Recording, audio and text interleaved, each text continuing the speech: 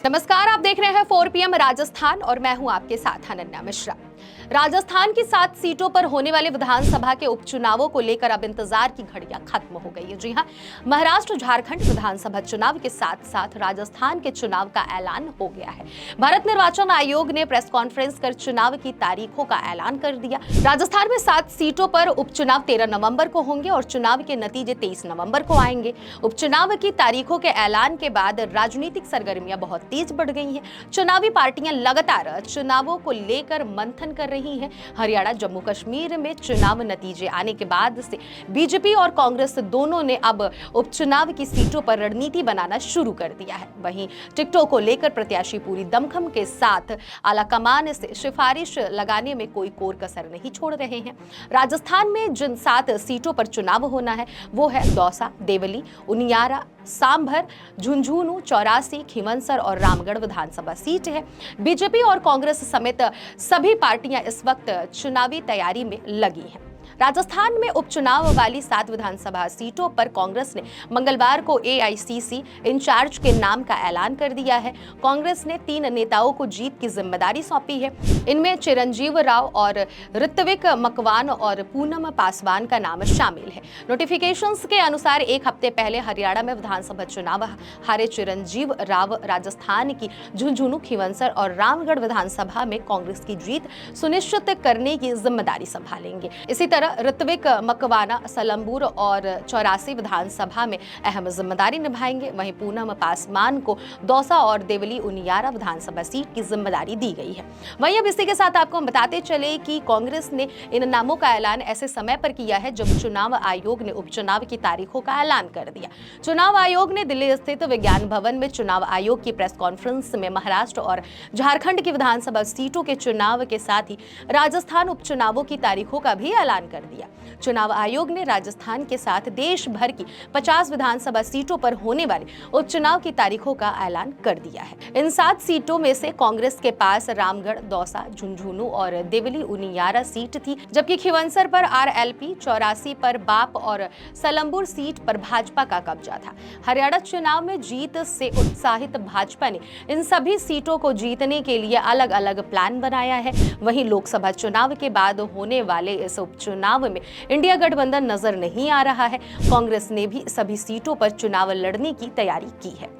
कांग्रेस फिलहाल उम्मीदवारों के चयन के रायशुमारी में जुटी हुई है। 7 सीटों में से 4 सीटों को जीतने के लिए कांग्रेस पूरा जोर लगाएगी। वो सीटें हैं झुंझुनू, देवली, उनियारा, रामगढ़ और दौसा। क्योंकि पिछले साल हुए विधानसभा चुनाव में इन 4 सीटों पर कांग्रेस ने अच्छे वोटों से जीत दर्ज की थी।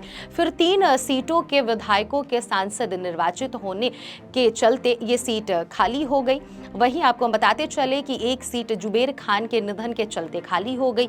लिहाजा भाजपा प्रदेश प्रभारी ने पिछले दिनों एक बयान दिया था कि हमारे पास उपचुनाव में खोने के लिए कुछ नहीं है। उनका यह बयान इस लिहाज से सही भी था क्योंकि भाजपा की इनमें से एक सीट सिर्फ सलम्बुर ही थी। अब कांग्रेस अगर एक भी सीट यदि खो देती है तो नुकसान उसके खाते में ही गिना जाएगा। वहीं 3 सीट चौरासी, सलम्बुर और खींवसर के समीकरण भी कांग्रेस के पक्ष में नहीं है। इन सीटों के परिणामों से सरकार और उसके संख्या बदल पर तो कोई खास सियासी असर नहीं पड़ेगा, लेकिन कांग्रेस पार्टी के लिए परिणाम काफी अहम रहेंगे क्योंकि कांग्रेस के सामने अपनी 4 सीटों को फिर से जीतना बड़ा चैलेंज है। यानी कांग्रेस के सामने पाने से ज्यादा खोने के लिए बहुत कुछ होगा। फिलहाल इस मामले में मिल रही जानकारियों के अनुसार बीजेपी ने उम्मीदवारों का पैनल तैयार कर लिया है। रविवार को प्रदेश की 7 सीटों पर होने वाले विधानसभा उपचुनाव की तैयारियों को लेकर बीजेपी में जयपुर से लेकर दिल्ली तक मैराथन बैठकों का दौर चला। प्रदेश कोर कमेटी ने केंद्रीय नेतृत्व के सामने हर विधानसभा सीट के लिए 3-3 नाम का पैनल तैयार किया है। पार्टी सूत्रों की माने तो बीजेपी पिछले विधानसभा और लोकसभा चुनाव में हारे बड़े चेहरों पर दांव खेल सकती है। वहीं 3 सीटों सांभर, चौरासी, खिवंसर पर गठबंधन को लेकर कांग्रेस अभी कोई नतीजे पर नहीं पहुंची है। बाप और आरएलपी का इन सीटों पर मजबूत जनाधार है, लेकिन इन तीनों सीटों पर कांग्रेस के पास मजबूत उम्मीदवार नहीं होने से बड़ी चुनौती नजर आ रही है।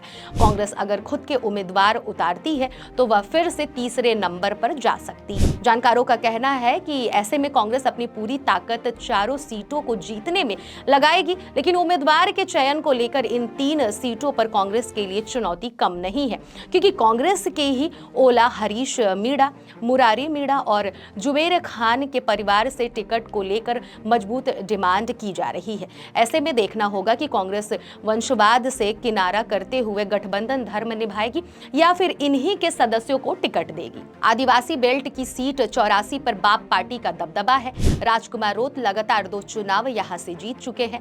वहीं खिवंसर को हनुमान बेनीवाल का मजबूत गढ़ माना जाता है। देवली, उनियारा और दौसा विधानसभा सीट पर गुर्जर मीणा वोट निर्णायक स्थिति में है। इन दोनों सीटों पर कांग्रेस नेता सचिन पायलट और भाजपा सरकार के मंत्री किरोड़ी लाल मीणा की भी प्रतिष्ठा जुड़ी हुई है। झुंझुनू सीट जाट दबदबे वाली सीट है। ओला परिवार का लंबा इतिहास इस क्षेत्र से जुड़ा हुआ है। भाजपा यहां कमल खिलाने की हर संभव कोशिश कर रही है, तो वहीं रामगढ़ और सलमपुर सीट पर सहानुभूति कार्ड सबसे बड़ा फैक्टर रहने वाला है। सलमपुर में भाजपा तो रामगढ़ में कांग्रेस का पलड़ा भारी है। दोनों ही जगह दिवंगत विधायकों के परिजनों को टिकट दिया जा सकता है। भाजपा, कांग्रेस सहित सभी पार्टियों ने प्रत्याशियों के नामों को लेकर मंथन पूरा कर लिया है। सूत्र बताते हैं कि चुनाव की तारीखों के ऐलान के बाद उम्मीदवारों के नामों का ऐलान किया जाएगा। ऐसे ही तमाम राजनीतिक खबरों को देखने और जानने के लिए देखते रहिए 4 PM राजस्थान। धन्यवाद।